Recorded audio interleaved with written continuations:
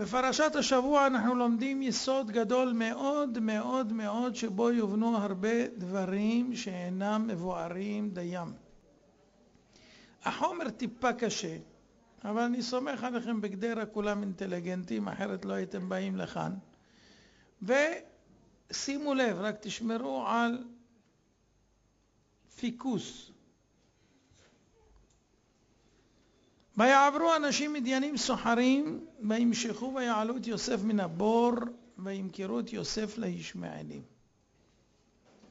יש פרשיות בתורה בלתי מובנות בהבנה הראשונה והשטחית. אחת מהן זה פרשת מכירת יוסף. המעלה של בני יעקב הייתה גבוהה מאוד מאוד מאוד מאוד. הלא הם 10 שבטי יה. וכהן גדול ביום הכיפורים נכנס לקודש הקודשים בזכותם. אז איך אפשר להבין תופעה כזו אצלם של מכירת אח?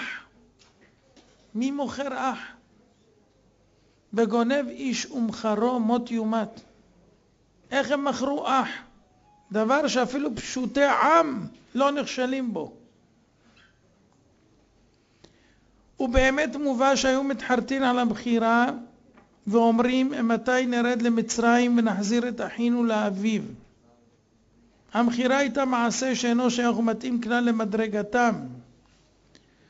ובוודאי שעשו זאת כיוון שסברו כי דין תורה מחייב אותם להתנהג כך.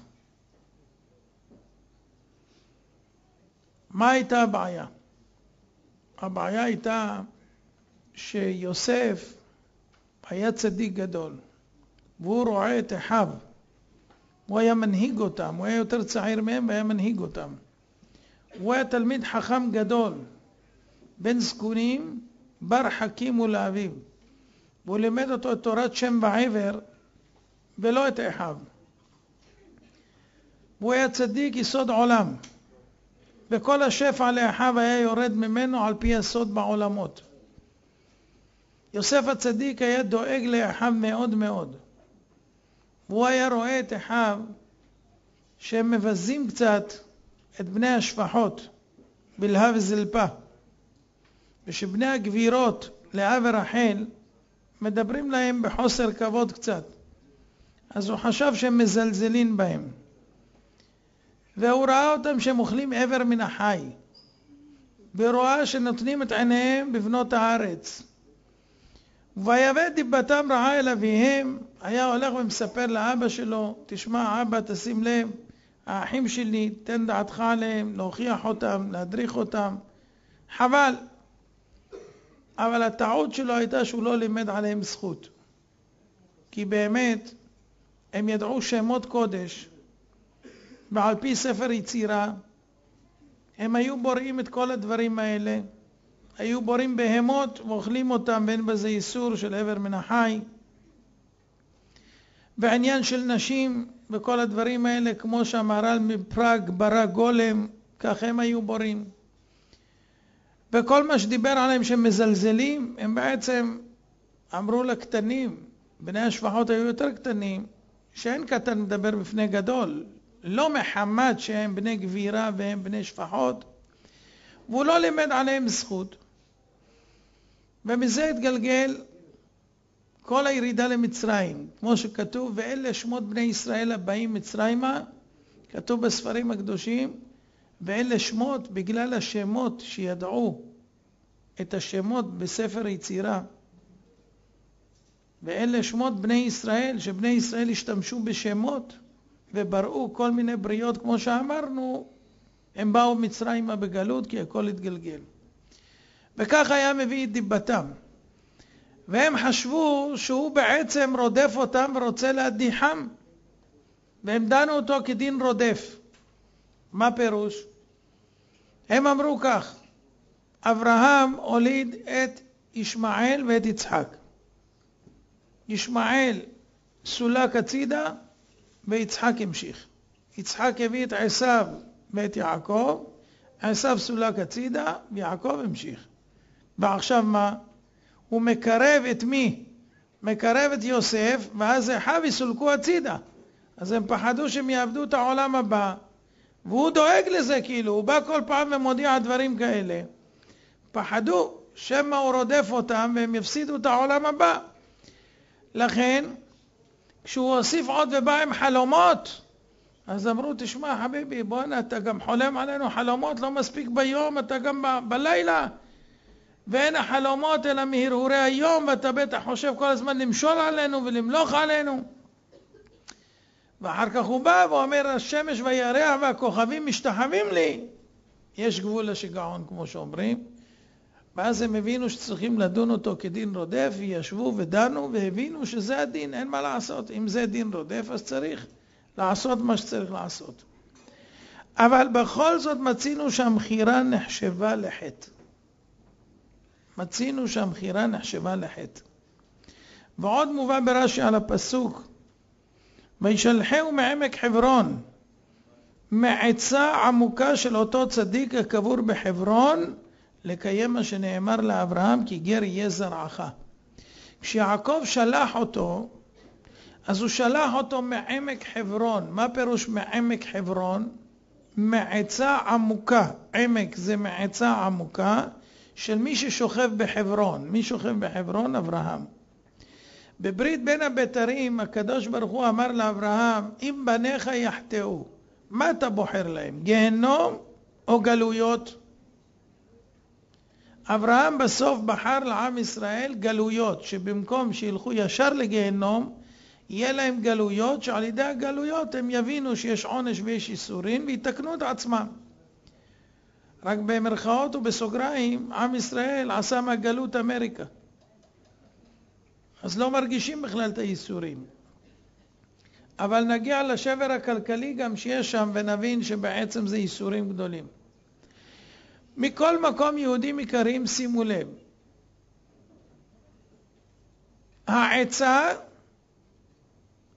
שקיבל על עצמו אברהם שעם ישראל יסבלו גלויות במקום זה, הכריחה שגר יהיה זרעך בארץ לא להם, ועבדום ועינו אותם 400 שנה, אז חייבים היו לרדת לגלות. לכן כתוב שהוא שלח אותו מעמק חברון.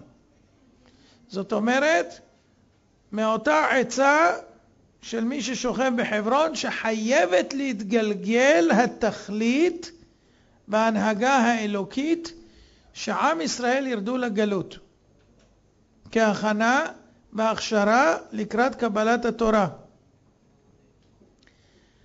אז רואים שבעצם לא מתאים למדרגתם של השבטים שיעשו כזה דבר, אבל רואים שמצד שני זה היה מוכרח שיהיה. למה מוכרח? כי איך יגיעו לגלות?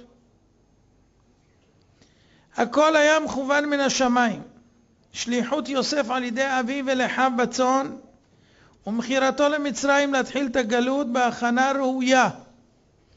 זאת אומרת, היה צריך להימכר יוסף למצרים, כדי שבסוף יתגלגל שהוא יהיה השליט על כל מצרים, ואז הוא יכין את הכל, את כל מצרים, לקראת הירידה של אביו ושל אחיו, והוא יוכל לכלכל אותם ברעב. ולא רק זה, אלא שיקבל אותם בכבוד של מלכים. ואז ימעט להם גם את קושי השעבוד, בגלל שהוא מלך במצרים. ועוד, כדי שירד יעקב אבינו למצרים בכבוד, כמו שאומר המדרש, שהיה ראוי יעקב אבינו לרדת למצרים בשרשראות של ברזל, כמו אסיר. מי יורד לגלות בכיף? אז היה ראוי לרדת בשלשלאות ובקולרין. אמר הקדוש ברוך הוא, בני בכורי יעקב, ואני אוריד אותו בביזיון? אלא הריני מושך את בנו לפניו, והוא יורד אחריו. לוקח את העגל קדימה, והפרה באה אחריו, כדי שימשך בקלות למצרים. והגלות הייתה מוכרחת לבוא. ובכל זאת, למרות שפרטי ההשתלשלות הזו של מחירת יוסף היו מוכרחים, נטבעו האחים. רגע, אם הם היו מוכרחים, כי כך גזר השם, שהתגלגלו ישראל למצרים לגלות, כי גר יהיה זרעך בארץ לא להם, למה צריכים להענש האחים? אם הכל היה מוכרח. פה אנחנו לומדים עכשיו שיעור שאם תתפסו אותו, תפסתם את כל החידות שיש בחיים. אז תקשיבו טוב, הצוות ידבר בשקט, בסדר? תודה. מצינו בגמרא, אמר רבי יהושע בן לוי, לא עשו ישראל את העגל, אלא ליתן פתחון פה לבעלי תשובה. זאת אומרת, עם ישראל לא עשו את העגל, ולמה עשו את העגל? בשביל שיהיה פתחון פה לבעלי תשובה. איזה פתחון פה? תשמעו. והיינו דאמר רבי יוחנן, משמו של רבי שמעון בר יוחאי, לא דוד ראוי לאותו מעשה עם בת שבע, ולא ישראל ראויים לאותו מעשה העגל. לא דוד ראוי לאותו מעשה. למה הוא לא ראוי? משום שכתוב עליו במפורש בכתוב, וליבי חלל בקרבי. אין לו יצר הרע בכלל. ליבי, לא לבבי. ואהבת את השם אלוקיך בכל לבבך, שניים, לבבך, לא לבך, לבבך. שיש לאדם שני יצרים, יצר טוב ויצר הרע. אצל דוד כתוב ליבי, לא לבבי. ליבי חלל בקרבי, רק יצר טוב יש, אין יצר הרע. והוא רגל רביעית במרכבה, אז הוא לא ראוי לעשות מעשה בת שבע. אז איך זה? אז איך זה נעשה? ולא ישראל רואים לאותו מעשה, כי השם מעיד עליהם, מי ייתן והיה לבבם זה ליראה אותי כל הימים. אם הם ימשיכו עם לב כזה נקי וטהור, מי ייתן שזה ימשיך ככה? אז איך הם עשו עגל? אלא למה עשו, אומר רבי שמעון בר יוחאי? לומר לך שאם חטא יחיד, אומרים לו לך אצל יחיד. מה יקרה אם יחיד יעשה עבירה כמו מעשה דוד בבת שבע? יגיד די, אבד סברי, אין לי סיכוי, אני אבוד, אני הולך עד הסוף, מקולקל עד הסוף, לא יעזור כלום, אין תשובה על זה, אין תשובה על דבר כזה. אשת איש, רחמנא ליצלן, אין דבר כזה.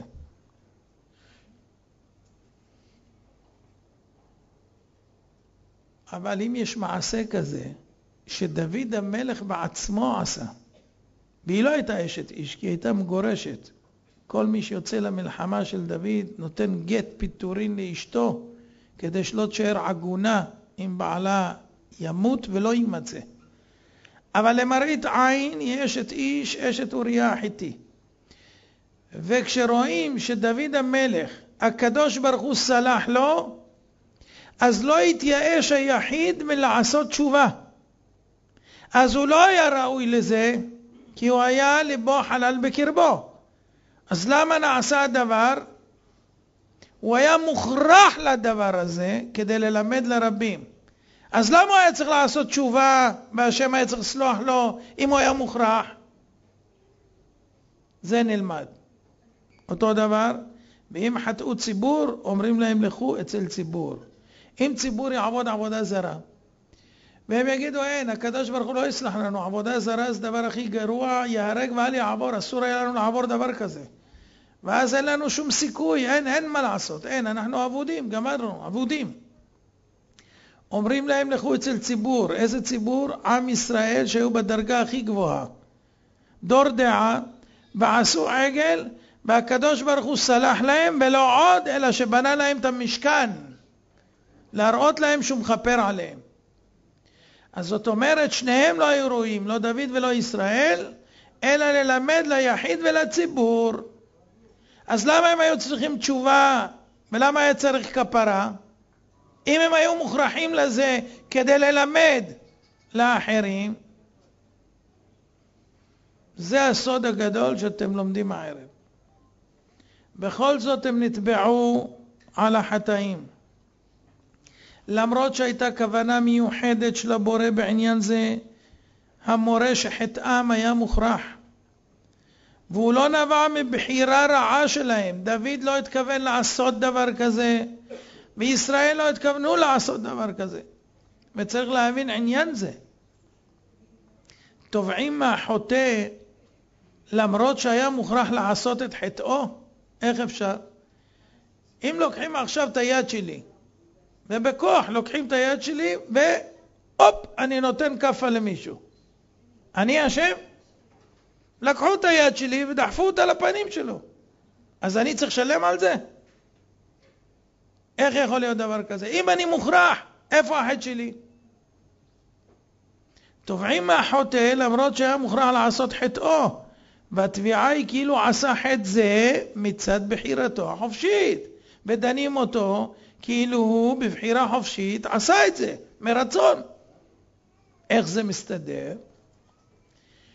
ובכן, היסוד לתשובה שלנו הוא מספר חובת הלבבות של רבנו בחיה בשער הביטחון, פרק רביעי.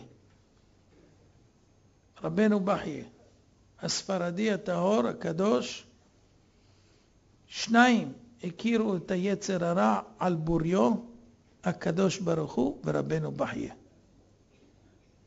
תשמעו מה אומר. מעשה העבודה והעבירה לא ייתכנו לאדם כי אם בקיבוץ 3 דברים. תזכה למצוות. אי אפשר לעשות מצווה או עבירה רק אם יתקבצו 3 דברים יחדיו כדי שזה יקרא מצווה או שזה יקרא עבירה. מה הם? הראשון, הבחירה בליבו ומצפונו. אדם צריך לבחור בלב ובמצפון שלו על דרך מסוימת. אני בוחר בלב ובמצפון לעשות מצווה. דבר שני, זה לא מספיק. צריך גם כוונה והסכמה לעשות מה שבחר. אחרי שהחלטתי שאני רוצה, אני צריך כוונה והסכמה לעשות מה שאני בחרתי. נגיד, אני רציתי לעשות הרצאה בגדרה. עלה לי רעיון לעשות הרצאה בגדרה. זה לא מספיק. צריך שיהיה לי כוונה לזה, לא רק רעיון, לא רק חפץ, סתם, אלא כוונה והסכמה לעשות את זה. אחרי שכבר אני מסכים לעשות את זה, ההחלטה שלי כבר היא ברורה, צריך עוד תנאי שלישי. שישתדל לגמור את המעשה באיבריו הנראים. זאת אומרת, צריך לעשות כל פעולה שהיא בידי, על מנת לממש זאת. לעמוד בקשר עם פעילה כמו שיש פה שזכתה לעשות הערב הזה, לדאוג שיזכרו אולם, שידביקו מודעות, שיבואו צוות, שיהיה עניין. צריך לעשות, להביא גם את הזמר ארז יחיאל גם. אז זאת אומרת, צריך לא רק להתכוון ולהסכים, צריך לעשות כל מה שניתן באיברים הנראים, לא רק בלב, גם באיברים הנראים. שימו לב עכשיו מה קורה. מה קורה? כי הבורא הניח לנו ברשותנו את הבחירה האם לבחור בעבודתו או בהמרותו. אנחנו יכולים להחליט אם אנחנו רוצים לעבוד את השם או רוצים להמרות את דברו. כמו שכתוב, בחרת בחיים. מה לא נתן לנו הקדוש ברוך הוא ביד? לא תאמינו. לא תאמינו מה הוא לא נתן לנו ביד. מה הוא לא נתן? מה הוא לא נתן? אתם לא יודעים מה הוא לא נתן. הוא לא נתן לנו את גמר המעשה. את השלמת המעשה. אם זה בעבודה, עבודת השם או בעבירה, הוא לא נתן לנו. זה רק הוא מחליט אם נגמור את המעשה לטובה או לרעה. אחד רצה לעשות מצווה והתכוון והסכים ועשה את כל הפעולות ולא התקיים. נגיד הגענו לפה, הפסקת חשמל, כיבוי אורות, אין רמקולים, אין כלום, אין עם מי לדבר. אז אנחנו עשינו הכל עד כאן, אבל מכאן זה הקדוש ברוך הוא גומר את המעשה. אדם רצה לעשות עבירה, רצה ללכת לגנוב, השלים עם זה, הסכים עם זה, הגיע, דילג, נכנס, בדיוק הדליקו את האור, קפץ ונפל, שבר את הרגליים. אז הוא לא הצליח. גמר המעשה לא תלוי באדם. עד לפה כן. אבל גמר המעשה או במצוות או בעבירות לא נגמר על ידי האדם. אלא בסיבות שהן מחוץ לאדם, שמזדמנות בקצת העיתים ונמנעות במקצתם. מגלה לנו לפי זה החובת הלבבות דבר מדהים. בחירת האדם היא רק בכוונה. אדם בוחר את כיוון חייו. האם אתה רוצה בכיוון חייך לעבוד את השם? או אתה רוצה חס ושלום להיות חילוני או כופר או ללכת נגד השם? תחליט, מה הכיוון? אתה רוצה לצבוע את השערות בבלונדיני ולעשות קוצים וללבוש חולצה שחורה, או אתה רוצה ללבוש שחור לבן עם כיפה על הראש וללכת לישיבה? תחליט. אפילו עגיל בגבה, תלוי. וחייב הוא לעשות כפי יכולתו. חייב לעשות כפי יכולתו. למילוי המעשה הטוב בפועל. חייב אדם להשתדל בפועל לעשות הכל. אולם אחר כל זה, ההוצאה לפועל של הבחירה הוא מעשה מוכרח מן השמיים. זאת אומרת, אדם לא יוכל לקיים את רצונו רק אם השם גזר והסכים להניחו להשלים את המעשה. ואין לאדם בעלות על המעשה בפועל. ועל זה קיים חשבון נפרד, אם לתת לאדם את האפשרות להוציא לפועל את המעשה הטוב או את החטא. תשימו לב, אם אדם עושה מעשה, אם הוא גמר אותו, השם הסכים איתו, אם זה לטובה. אם זה לרעה, השם מניח לו לעבור את העבירה והוא ישלם עליה. לא בגלל שהשם גמר את המעשה, דהיינו נתן לו את האפשרות לגמור, אז הוא פטור. לא. ותכף נבין למה. למה חלק מהאנשים הקדוש ברוך הוא מכריח למעשה הטוב, ואחרים מכריח למעשה הרע? למה?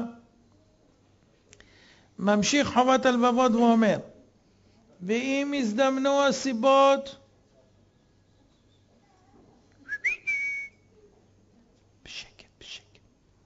ואם הזדמנו הסיבות, וייתכן גמר המעשה בעבודתו, שקדמה בחירה לפני כן, אז מה יקרה? השכר הגדול על בחירה בעבודה, ועל הכוונה שהייתה לו בעשותה, ועל השלמת המעשים באיברים הנראים, זה שלושת התנאים, הוא מקבל על זה שכר. ואם יימנע מן האיברים גמר המעשה, לא נוכל לגמור את המעשה, הגענו לא הייתה הרצאה. אז מה קורה? יהיה לנו שכר על הבחירה בכוונה מה שקדם, וכך גם על העונש בעבירות. לכן חשב לעשות מצווה ונאנס ולא עשה, נאנס זה לא מצידו, הוא רצה, כמי שעשה, אז הוא מקבל שכר על הכוונה והרצון בעשייה בפעולות שעשה עד איפה שהגיע. ואת השאר הקדוש ברוך הוא מחשיב כמי שעשה. וכן בעבירות, אדם חשב ללכת לגנוב ולא הצליח לגנוב, אז כתוב חשב לעשות עבירה ונאנס ולא עשה, כמי שלא עשה. רק עם ישראל זה ככה. אבל כמה פעמים? פעמיים. פעם שלישית כמי שהותרה לו, עבר בשנה כמי שהותרה לו. אחד הלך לגנוב, הצליח, בכה שבוע, איך עשיתי, לא עושה יותר. אחרי זה עוד פעם הלך גנב, בוכה, זהו, התעלף. פעם שלישית אומר, לעולם אני לא עושה. פעם שלישית אמר, עוד פעם אחת. הלך, נכנס, ולא הצליח. חזר הביתה, לא גנב. בשמיים גנב. מעתה הוא גנב תמיד, אפילו שלא מצליח. נחשב שגנב. לא רק בגניבה, בכל עבירה. אדם ששנה ועבר הותרה לו. זהו, זה כבר נקרא גנב, נגמר. לפי זה, עכשיו אנחנו מבינים בצורה חדשה ואמיתית את עניין מעשה המצוות והעבירות. אדם בוחר רק לגבי כוונת הלב שמובילה למעשה. אולם עצם המעשה בפועל נעשה בהנהגת שמיים. לפעמים יוציאו לפועל עקב בחירתו בליבו. למשל, מגלגלין זכות על ידי זכאי. מגלגלין חובה על ידי חייב. זאת אומרת, כל אדם ואדם לפי מה שקדם לו. אז מגלגלין זכות על ידי זכאי, פירושו של דבר, מי שזכאי ייתנו לו לסיים את המעשה. לדוגמה, רבי עקיבא אמר על הבן שלו, בשעה שהיו קוברים אותו, דרשה. ואמר בידוע אני שבני זה בן עולם הבא. למה? שהיה מזכה את הרבים. אז מה אם הוא מזכה את הרבים? אז זה אומר שהוא בן עולם הבא? אומר רבי עקיבא, כן. למה כן? הוא מביא ראיה ממשה רבנו ואהרון הכהן. כתוב שעם ישראל יהיו בגלות, ואחרי כן יצאו ברכוש גדול. אז מה מבטיח השם לאברהם? שאחרי הגלות שיהיו במצרים, יצאו. לא סתם יצאו, גם ברכוש גדול, אבל יצאו. יש הבטחה שיצאו. אז צריך מישהו שיוציא. מי יוציא? מגלגלין זכות על ידי זכאי. מי היו הכי זכאים בדור ההוא להוציא את ישראל ממצרים? משה ואהרון. אומר רבי עקיבא, אלמלא משה ואהרון גם היו יוצאים ישראל ממצרים. למה? כי אם הם לא היו, מישהו אחר היה צריך להוציא. כיוון שהם היו הכי זכאים, הם יצאו. מה זה מראה? שמגלגלין זכות על ידי זכאי. מי אמר שהוא זכאי? השמיים מעידים עליו שהוא זכאי. למה השמיים מעידים? כי אם הוא זכה להשלים את המעשה, מי הכריח שהמעשה יעשה עד תום? השמיים. ולמי הם נתנו את זה? למי שזכאי. מאיפה יודעים שהוא זכאי? כי מגלגלין זכות על ידי זכאי. אז יוצא שמי שמגלגלין זכות על ידו, הוא זכאי בשמיים. מי שמסיים את מעשה המצוות, אז מן השמיים זיכו אותו. אז אדם בחר, התכוון, ועשה כל מה שיש לאל ידו, זה עדיין לא אומר. אם השם הצליח בעדו והוא עשה, הוא מקבל שכר מושלם מתחילה ועד סוף. אם הוא לא הגיע לגמר המעשה, הוא יקבל על הכוונה ועל הרצון ועל ההכנה באיברים שעשה על מנת להשלים את העניין. ולפעמים לא יוציאו לפועל את בחירתו. יש הרבה אנשים רוצים לזכות לעשות איזו מצווה גדולה, ולא מצליחים. מנסים ולא מצליחים. מנסים ולא מצליחים. למה זה? תכף נבין. דבר זה תלוי בחשבון הזכויות והחובות של האדם הזה. קודם כל, מה קדם לו? מה הרקע שלך בכלל? מה? אחד אומר, אני רוצה להיות עשיר. אז מה, אתה תהיה עשיר? אחד אומר, אני רוצה להיות גיבור. אתה תהיה גיבור? אני רוצה להיות צדיק. ואני רוצה שאני אהיה צדיק. פעם אחת נתן ברכה למישהו, אמר לו, השם זכה אותך שתהיה צדיק. ואל תסמוך על הברכה שלי, תעבוד על זה. אנשים חושבים, אם הוא מקבל ברכה, גמרנו, הוא לא יעשה כלום. הוא יחזור בחזרה לדיסקוטק והוא יהיה צדיק. אין דבר כזה. אתה צריך חביבי לעשות, קיבלת ברכה, עשה איתה. תתחיל לעשות. אז אם בן אדם מכין את עצמו ומכין, יש סיכוי שהבן אדם הזה יהיה שייך בדבר הזה. אבל אם הוא לא שייך, אז איך הוא יגיע לזה? זאת אומרת, זה לא רק לפי זכויות וחובות של כל אדם, אלא זה גם תלוי בחלקו ומעמדו בבריאה.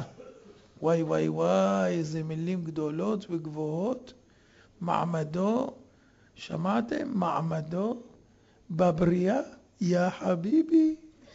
יכול להיות בן אדם פה מגדרה, עם עגיל פה בתוך הגבה,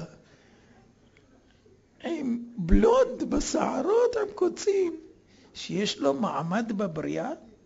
בטח יכול להיות. אבל הוא החליט להקטין את עצמו ולהצטמצם עם חמצון. ועם ג'ילה, ועם חורים בגבות. אז איזה מעמד יש לך? של ג'ינג'י. תימני ג'ינג'י.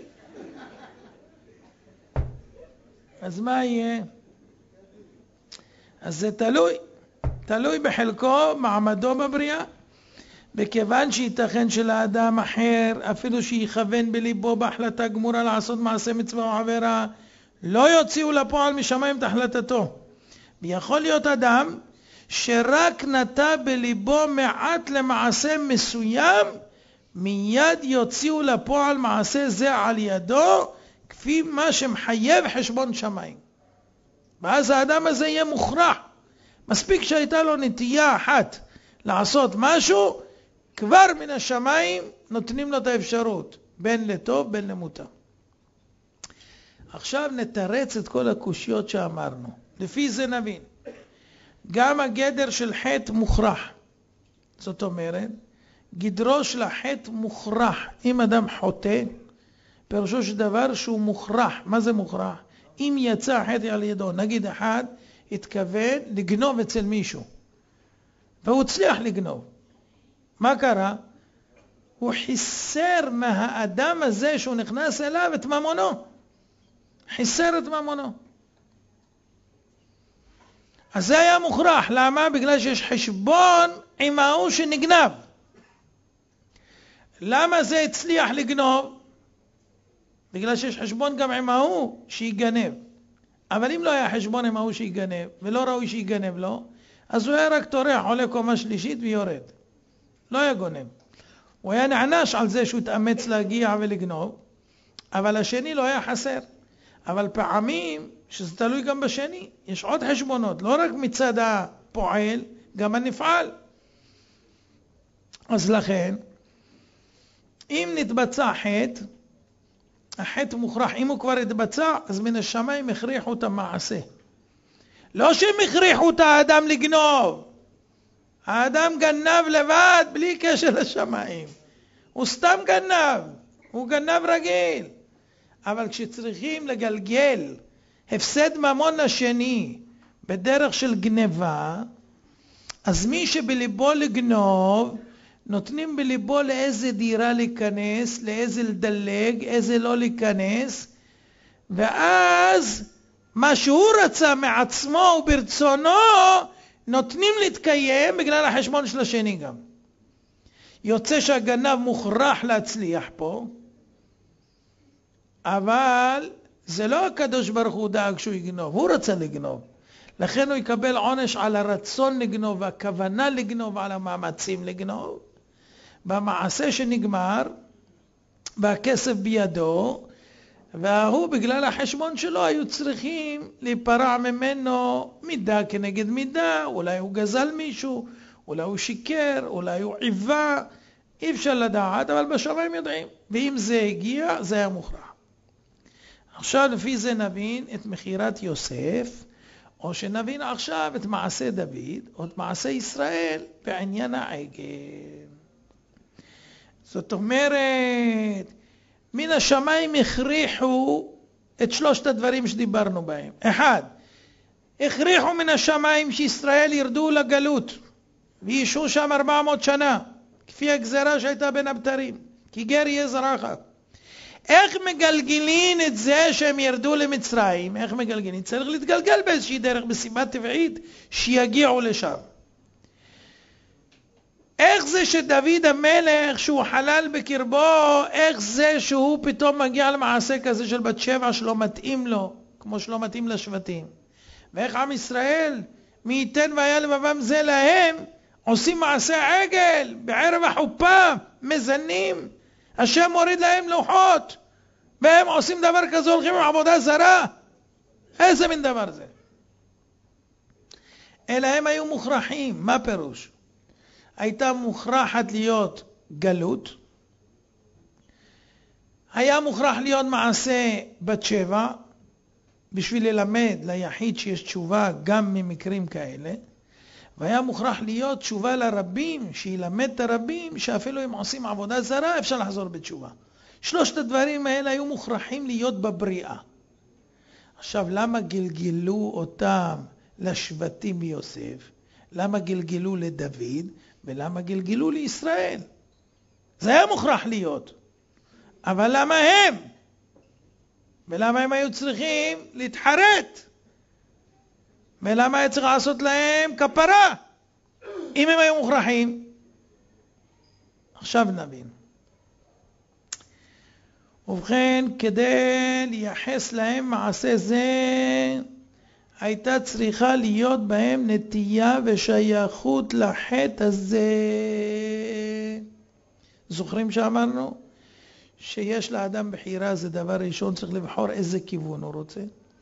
ואחר כך צריך כוונה והסכמה לעשות. ואחר כך צריך שיעשה באיברים הנראים עד כמה שהוא יכול. וזה לא אומר שהוא יצליח במעשה. אבל אם השם יכריח את המעשה, אז יושלם, בין בעבירה בין במצווה. כיוון שהייתה להם נטייה לזה. מה הנטייה? אצל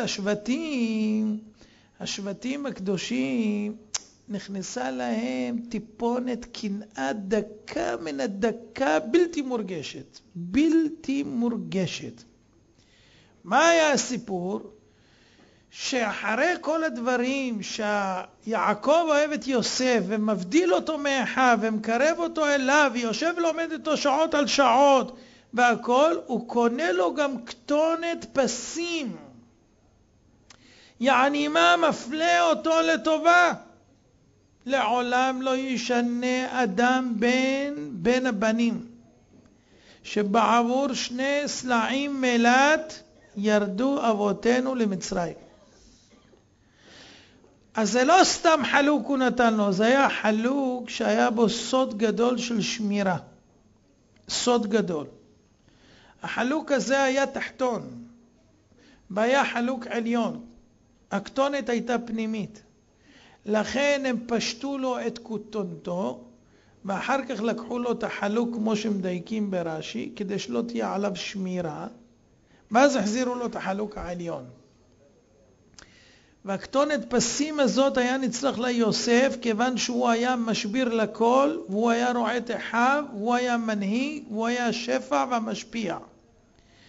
אז הם קינאו בו, אבל לא הרגישו שזה כאילו בגלל הבגד. זה כבר היה מעורבב עם הכל, כאילו הוא מקורב לאביו, והם לא, כאילו הם נתחים.